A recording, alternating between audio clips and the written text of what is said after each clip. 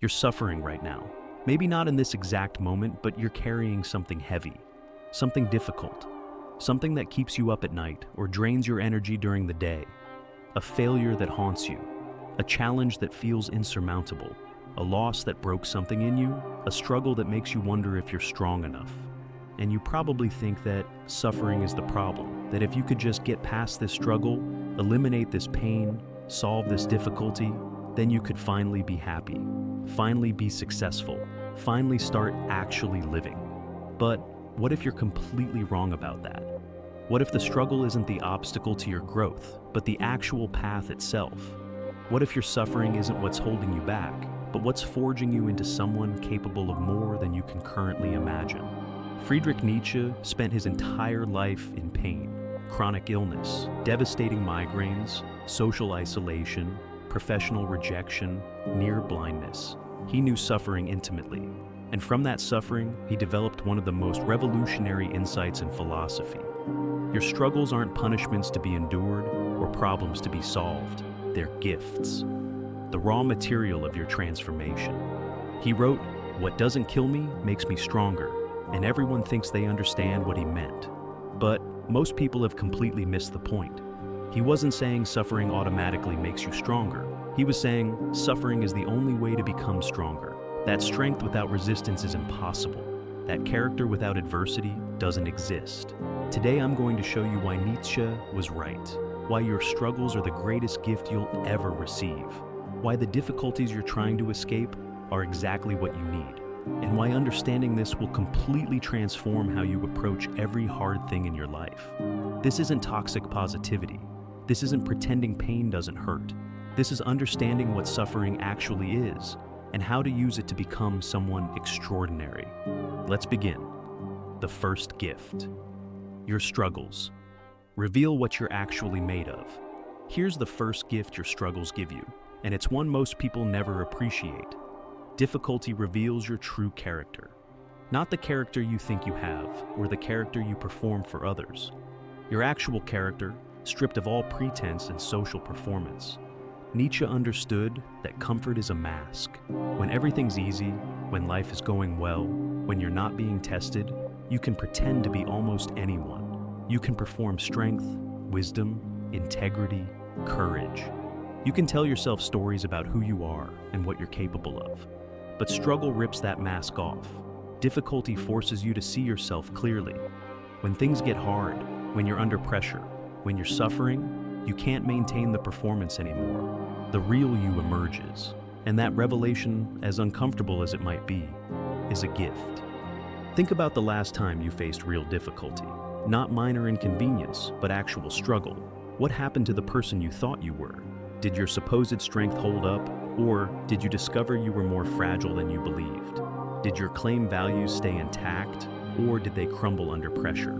Did you respond with the courage you thought you had, or did you discover fear you didn't know existed? This revelation isn't punishment, it's information. Invaluable information about who you actually are versus who you've been pretending to be. Most people spend their entire lives never really knowing themselves. They live in comfort zones where they're never truly tested. They believe the stories they tell about their own character. They think they're brave because they've never faced real fear.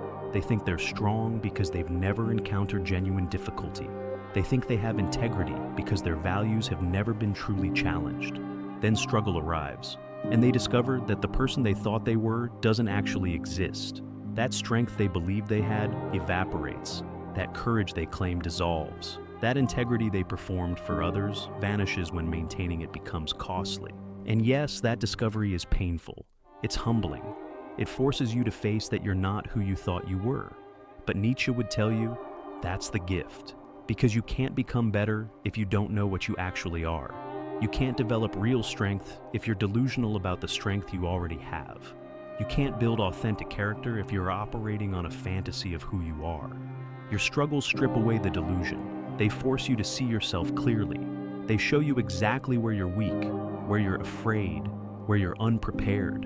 And only with that clear vision can you actually begin the work of becoming someone stronger. The comfortable person lives in a pleasant delusion. The struggling person faces reality. And reality, however harsh, is the foundation for actual growth. So when struggle reveals that you're weaker than you thought, less prepared than you believed, more afraid than you admitted, don't run from that revelation. Thank it. Because now you know what you're actually working with. Now you can stop performing strength you don't have and start building strength you need. That's the first gift, the gift of self-knowledge. Brutal, uncomfortable, but absolutely necessary self-knowledge. The second gift, your struggles, force you to develop capabilities you'd never otherwise build. Here's the second gift, and this one is transformative. Struggle forces you to become capable of things you'd never develop in comfort. Every difficult situation requires you to develop new capacities, new skills, new strengths, just to survive it. Nietzsche saw this pattern everywhere. People remaining weak and limited as long as life was easy, then suddenly developing extraordinary capabilities when circumstances demanded it. Not because they suddenly discovered hidden talents, but because necessity forced them to build what they needed. Think about the capabilities you've developed in your life. The real ones, not the things you learned in school or picked up casually. The actual strengths you rely on when things get hard. Almost all of them came from struggle, didn't they? You developed resilience because you had to bounce back from failures. You developed problem solving because you faced problems that wouldn't go away on their own. You developed emotional strength because you went through pain that could have broken you. You developed resourcefulness because you encountered situations where the obvious solutions didn't work.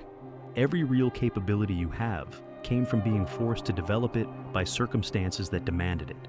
And the capabilities you don't have, those are the ones you've never needed because you've never faced struggles that require them. This is why comfort is so dangerous. Not because it feels bad, but because it feels so good that you never develop the capabilities that come from difficulty.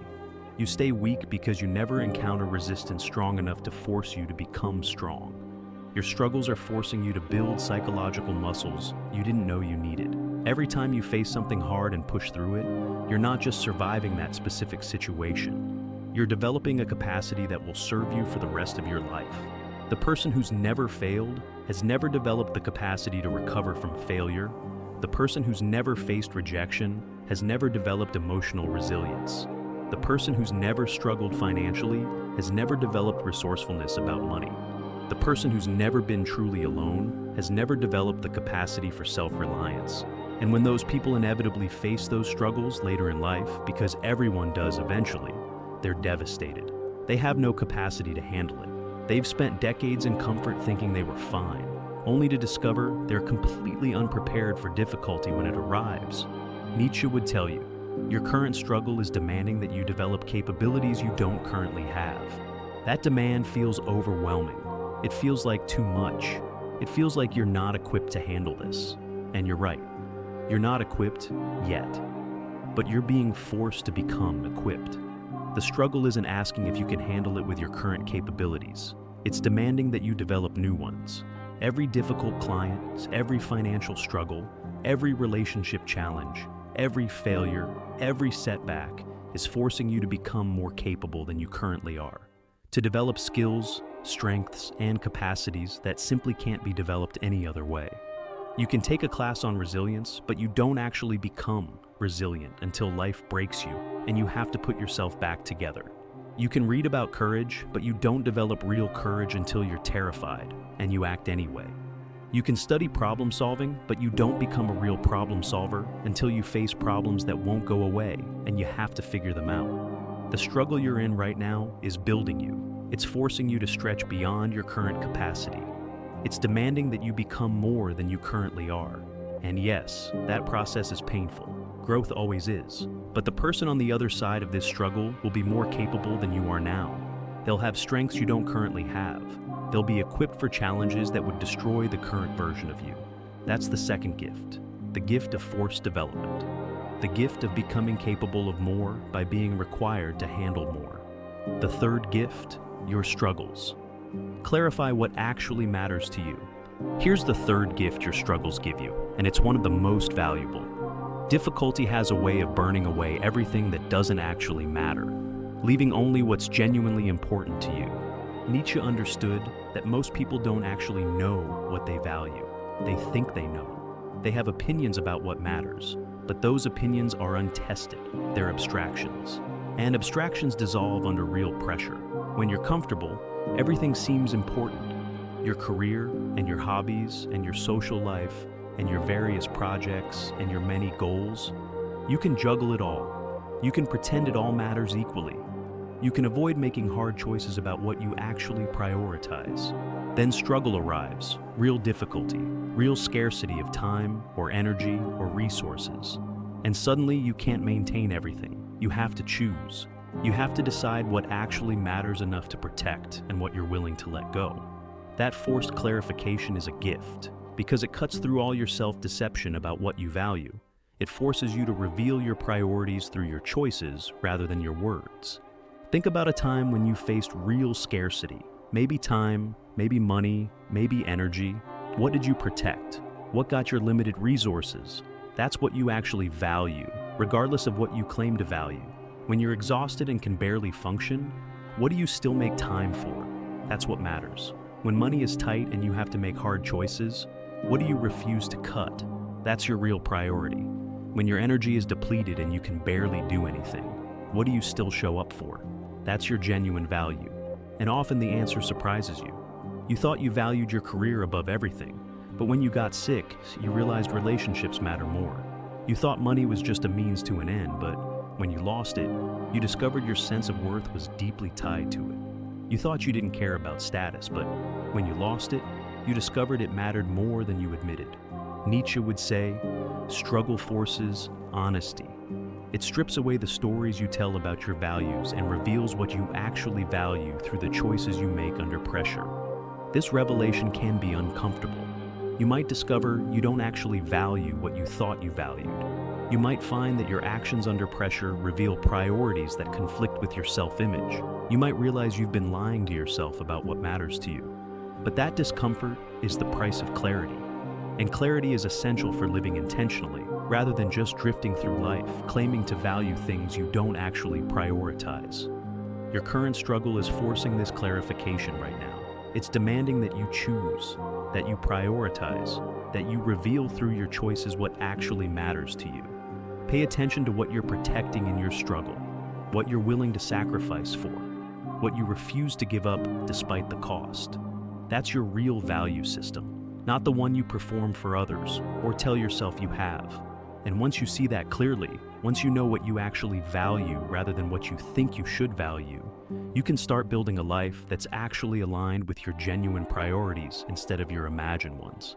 That's the third gift, the gift of forced clarity, the gift of discovering what you actually care about when you can't pretend everything matters equally anymore. The fourth gift, your struggles, connect you to your deepest strength. Here's a gift most people never discover because they're too busy running from difficulty. Your struggles force you to find a kind of strength that doesn't come from comfort or confidence or favorable circumstances. A deeper strength, the kind that comes from having nothing left to lose and choosing to persist anyway.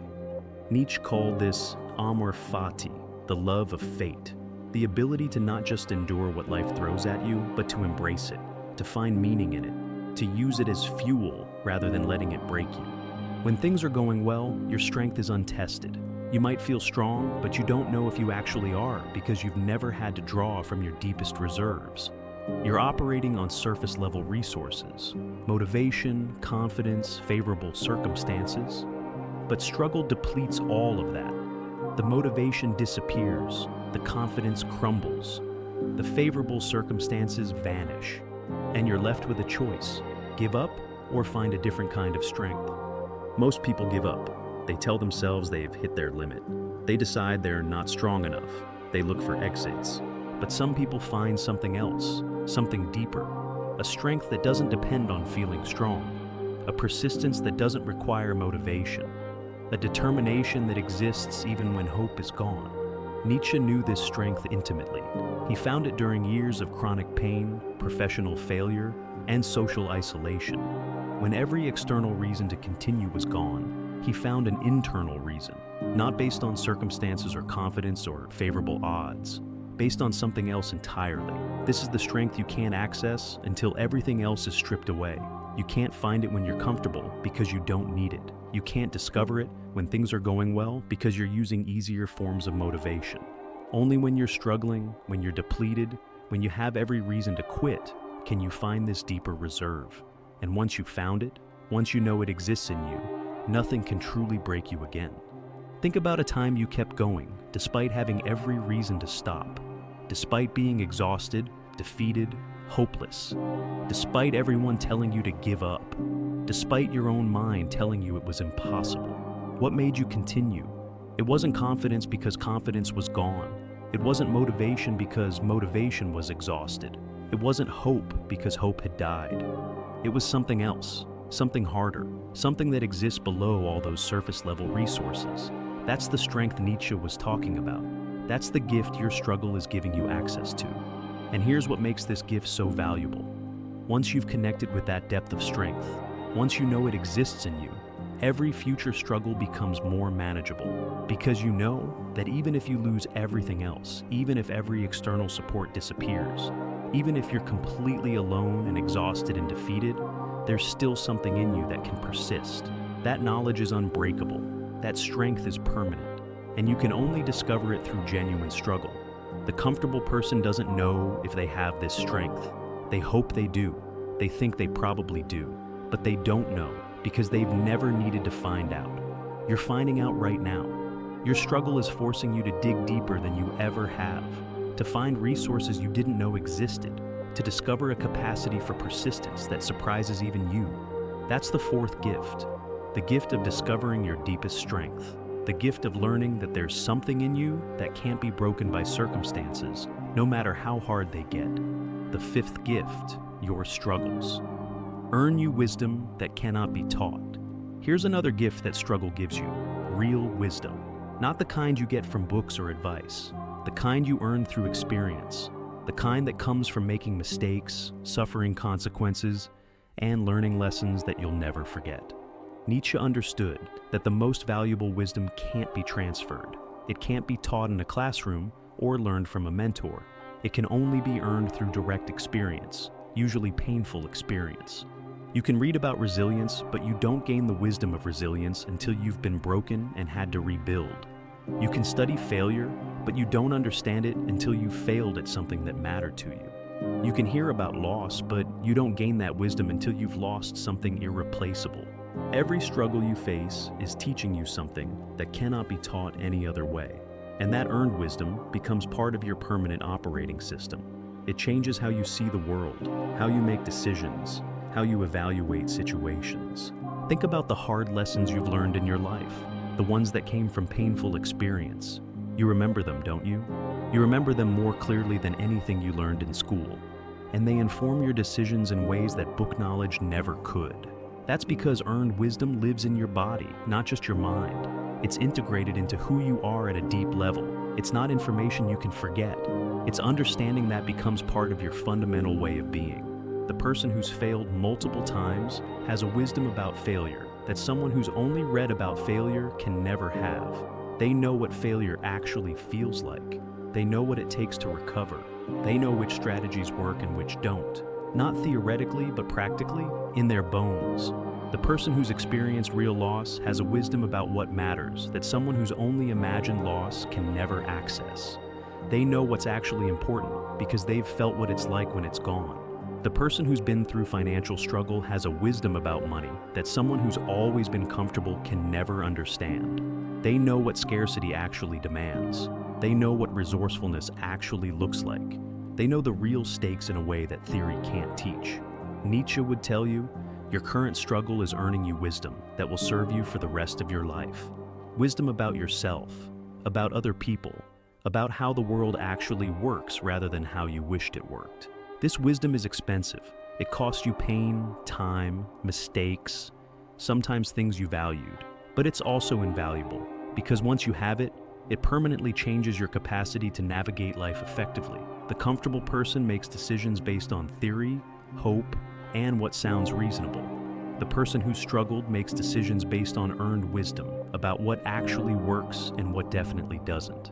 You're earning that wisdom right now. Every mistake you make in this struggle is teaching you something. Every failure is showing you what doesn't work. Every difficulty is revealing truths about yourself and the world that you couldn't have learned any other way. That wisdom will be with you forever. Long after this specific struggle is over, long after the pain has faded, the wisdom remains. It becomes part of who you are and how you operate. That's the fifth gift, the gift of earned wisdom, the gift of learning lessons so deep they become part of your permanent way of being in the world. The sixth gift, your struggles, give you genuine empathy and connection. Here's a gift of struggle that might surprise you. Your suffering gives you the capacity to genuinely connect with others who are suffering. It gives you real empathy, not the performative kind, but the kind that comes from having been there yourself. Nietzsche understood that people who've never suffered lack the capacity to truly understand others' pain. They can be sympathetic in an abstract way. They can feel sorry for people, but they can't actually connect with suffering they've never experienced. It remains theoretical to them. But when you've struggled, when you've suffered, when you've been through real difficulty, you develop the capacity to recognize and connect with that experience in others. Not to fix it or explain it away, but to simply be present with it because you know what it's like. Think about the people in your life who've truly understood you during difficult times. Were they the ones who'd always had it easy and were trying to be supportive? Or were they the ones who'd been through similar struggles and could say, "I know," and you could feel that they actually did know? There's a depth of connection that only shared struggle creates, a recognition between people who've both faced the fire, an understanding that doesn't need explanation because it's based on common experience. Your current struggle is giving you access to that understanding. It's teaching you what it actually feels like to go through this particular kind of difficulty. And that understanding will allow you to connect with others going through similar struggles in ways that people who haven't experienced it never can.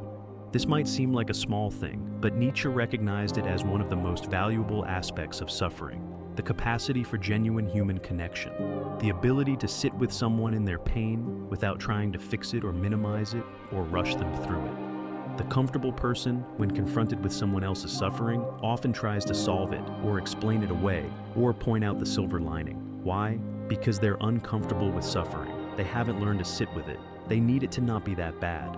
But the person who's suffered knows you can't solve some things. You can't fix some pain. Sometimes the only thing you can do is acknowledge it, be present with it, and let the person know they're not alone in it. That capacity for presence is rare, it's valuable, and it only comes from having been through difficulty yourself. Your struggle is also changing how you see other people's struggles. You're less likely to judge, less likely to assume they should just get over it or try harder.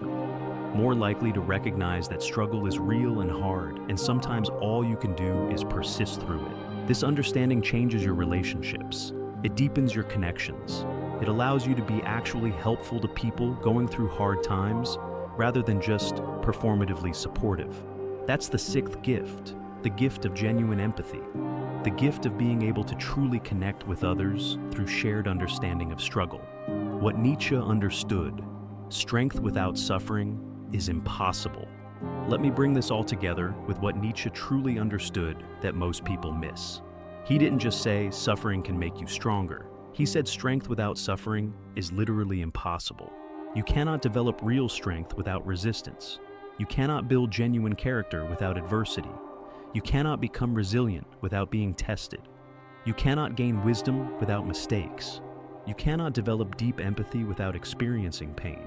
Every single valuable quality you could want to develop requires struggle, not as an unfortunate side effect, but as the essential ingredient. This is why people who try to avoid all suffering end up weak, not because they're bad people, but because they're trying to develop strength without the only thing that creates it.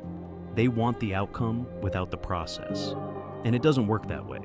Nietzsche saw people everywhere trying to eliminate all difficulty from their lives, thinking that comfort was the goal. And he watched them become weak, shallow, unfulfilled, because they were trying to live without the very thing that makes life meaningful. Your struggles aren't obstacles on the path to strength. They are the path. Your difficulties aren't problems preventing your growth. They are the growth itself, in real time. This doesn't mean you should seek out suffering for its own sake. That would be masochistic and pointless. But it means when suffering inevitably comes, when struggle shows up in your life, your relationship to it determines everything. You can see it as a curse, something unfair that shouldn't be happening to you. You can spend your energy resenting it, asking why you, wishing it would go away. You can see yourself as a victim of circumstances that are preventing you from being happy. Or you can see it as Nietzsche did, as a gift, as the raw material of your transformation, as the essential ingredient in becoming someone extraordinary, as the forge in which your character is being shaped. Same struggle, same pain, same difficulty, but completely different relationship to it. And that relationship determines whether your struggle destroys you or creates you. Your choice, curse or gift. So here's where we are. You're struggling with something right now. That's not going to change immediately. The difficulty you're facing isn't going to magically disappear just because you understand it differently. But your relationship to it can change today. Right now, you can keep seeing it as a curse, as something that shouldn't be happening, as evidence that life is unfair, or that you're unlucky, or that something's wrong with you. You can keep resenting it, fighting against it, wishing it would end. And if you do that, you'll suffer and gain nothing from it. You'll endure the pain, but miss the gifts.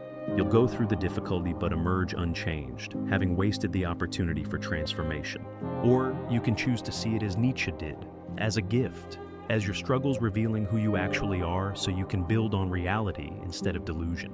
As circumstances forcing you to develop capabilities you'd never build in comfort. As difficulty clarifying what actually matters to you. As pain connecting you to deeper strength than you knew you had. As experience earning you wisdom that cannot be taught. As shared suffering giving you genuine empathy and connection. Same struggle, same pain, but one relationship to it leaves you bitter and unchanged.